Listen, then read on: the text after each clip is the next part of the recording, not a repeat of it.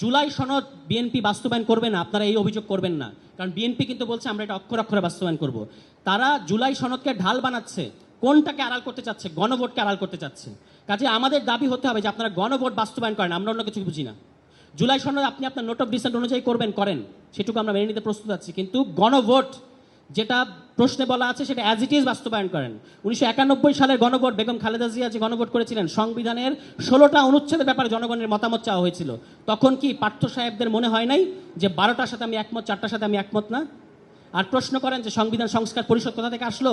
ওই যে পেছনে বসা এই সরকারের ছোট ইনু জনাব জোনায়েদ সাকিকে জিজ্ঞেস করেন যে সংবিধান সংস্কার পরিষদ কোথা থেকে এসেছে।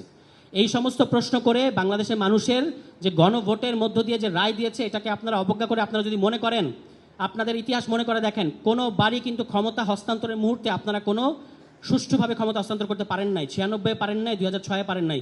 লগি বৈঠা ডেকে এনেছে এবং এটার পেছনে আপনাদের দায় আছে। বাংলাদেশ রাষ্ট্রকে গভীর সংকটের দিকে নিয়ে যাওয়ার পেছনে আপনাদের দায় আছে।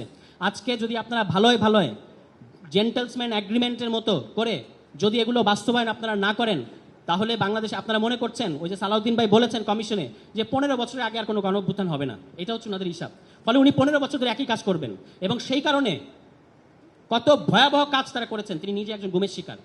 গুম অধ্যাদেশ বাতিল করে দিচ্ছে সরকার, মানে সংসদে ওঠাবেন, এবং সেখানে বলা হয়েছে জাতীয় নিরাপত্তার কারণে আটক করা হলে সেটাকে গুম বলা যাবে না।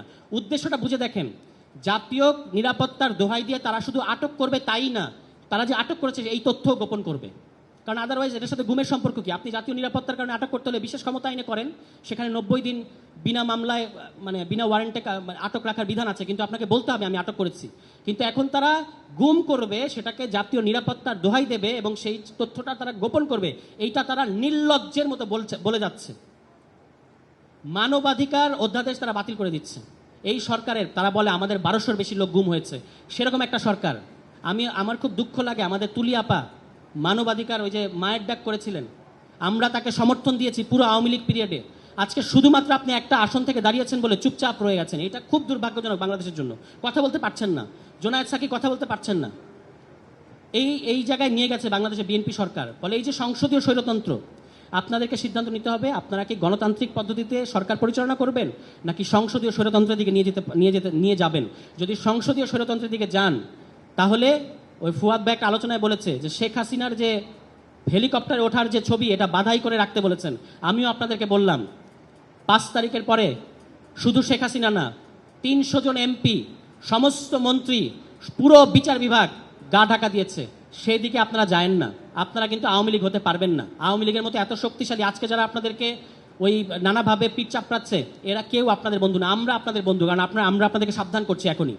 2 মাসের মধ্যে যে ধরনের নজির এবং যে ধরনের আলামত আপনারা দেখাচ্ছেন, এটা খুবই ভয়াবহ।